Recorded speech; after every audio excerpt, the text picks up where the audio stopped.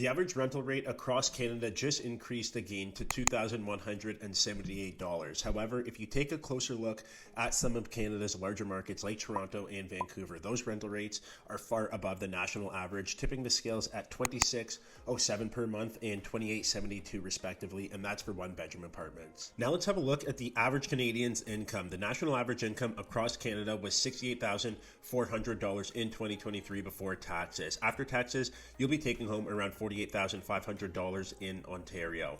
Considering that the average rental rate in Canada just increased to $21.70 per month, that means that the average individual will spend roughly $26,000 on housing. The actual number is $26,136. If you're in one of those bigger markets like Toronto or Vancouver, those individuals would see their housing costs increase to $31,000 in Toronto and over $34,000 in Vancouver.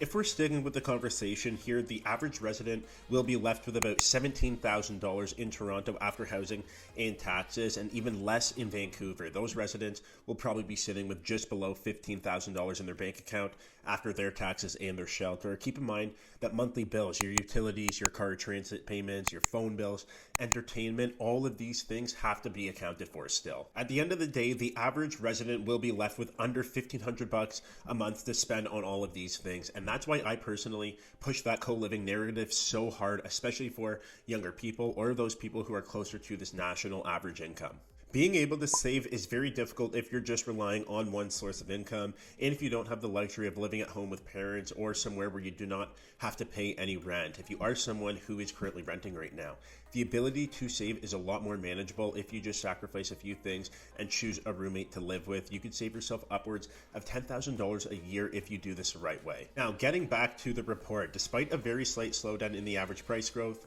of rentals across Canada, growing at 1.4% month over month compared to 1.5% and almost 2% in prior months, we're still seeing increases in the cost of living, as I just mentioned, obviously, for those outside the home ownership market, which is really weighing on Canadians right now. I'll pull up this chart again, but Ontario cities have locked up 8 of the top 10 spots for the national rent rankings here in Canada. So the rental market is really, really expensive right now, and the pressure here won't really be released from this department while interest rates stay higher and immigration continues. I was having a conversation at the gym earlier this week with a young lady, and I've been casually looking for this girl and her family to see if we could find them a 3-bedroom unit just to have a little more space than their current rental. But right now, it does not make sense for them to leave their current spot that they're renting right now because, for one, they've been here for many, many years and the place is rent controlled. Add that on to the fact that everything available right now is likely going to be $1,000 or more per month than what they're currently paying, right? So you really have to keep that factor in mind